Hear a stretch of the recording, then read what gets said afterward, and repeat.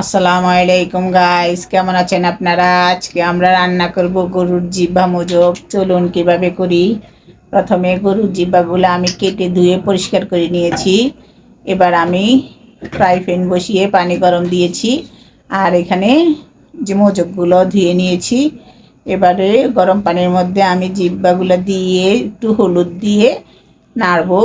একদম ভালো মতো বলক আসলে এবার নামিয়ে নিয়ে পানিগুলো ফেলে দিয়ে জিহ্বাগুলোর উপরে একটা পাতলা আবরণ থাকে, এগুলো সুন্দর করে বটি দিয়ে ছেঁচে নেব। নিয়ে এবার ছোট ছোট করে কেটে নেব, একদম ছোট ছোট করে কাটবো। এভাবে জিহ্বা মোজক কাটলে দেখতেও সুন্দর হয়, খেতেও ভালো লাগে। এবার আমি সবগুলো এভাবে কেটে নিচ্ছি। দেখুন কেটে নিয়েছি। এবার ধুয়ে একদম সুন্দর করে পানি ঝরিয়ে নিয়েছি। মোজকগুলো সুন্দর করে হালকা গরম পানি দিয়ে ধুয়ে নিয়েছি। এবার আমি ফ্রাই প্যান বসিয়ে তেল গরম দিয়ে দারচিনি, এলাচ, তেজপাতা দিয়ে দিলাম। দিয়ে একদম ভালো মতো হালকা করে ভেজে নেব। নিয়ে লবণ দিয়ে দিলাম, আদা রসুন দিয়ে দিলাম, দিয়ে আর একটু ভাজবো যেন আদা রসুনের কাঁচা গন্ধটা চলে যায়। এবারে আমি বাকি মশলাগুলো দেবো, হলুদ গুঁড়ো, গুঁড়া মরিচ দিয়ে আর একটু ভাজবো। এইভাবে মশলাগুলো যত ভাজবেন তত সেন্ট বেরোবে, আর যে কোনো রান্না খেতে ভালো লাগবে। এবার আমি কিছু গোটা মশলা নিয়ে নিলাম, দারচিনি, এলাচ, লং, তেজপাতা, গোলমরিচ, জিরা, ধনিয়া, তার দুটো শুকনো মরিচ আর জত্রি আর জায়ফল।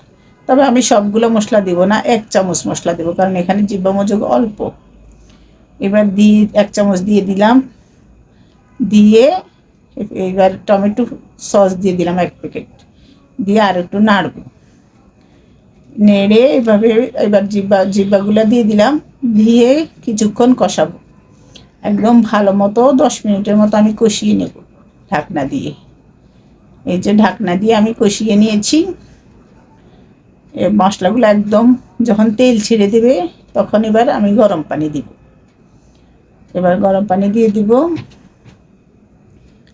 এভাবে জিহ্বা মোজক রান্না করে খেয়ে দেখবেন, অন্যরকম একটা টেস্ট হয়। এবার আমি ঢাকনা দিয়ে দিব। যখন ভালো মতো জিহ্বাগুলো অনেকটাই সেদ্ধ হয়ে আসবে তখন আমরা মোজক দেব। এই যে জিহ্বাগুলো অনেকটাই সেদ্ধ হয়ে এসেছে।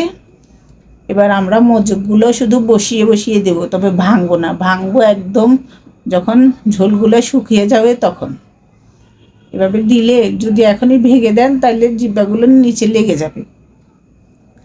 এবার ঢাকনা দিয়ে চুলাটা কমিয়ে আরও 20 মিনিটের মতো আমি রান্না করে নিয়েছি।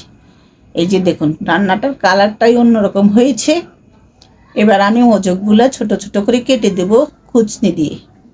আপনারা চাইলে উঠিয়ে চামচ দিয়েও কুচো করে দিতে পারেন। আমি অল্প তো ওই জন্য পাতিলের মধ্যে কুচো করে দিয়েছি। এবারে নেড়ে নামিয়ে নেব। এইভাবে জিহ্বা মোজক ভুনা করে খেয়ে দেখবেন, অন্যরকম স্বাদ হয়। আর যদি আমার রেসিপি আপনাদের পছন্দ হয়, আমাদের চ্যানেলটা সাবস্ক্রাইব করে দিবেন, লাইক করে দিবেন, শেয়ার করে দিবেন, আর ফেসবুকে ফলো করে দিবেন। আজ এ পর্যন্ত, আল্লাহ হাফেজ। যে যেখানে আছেন ভালো থাকেন, সুস্থ থাকেন।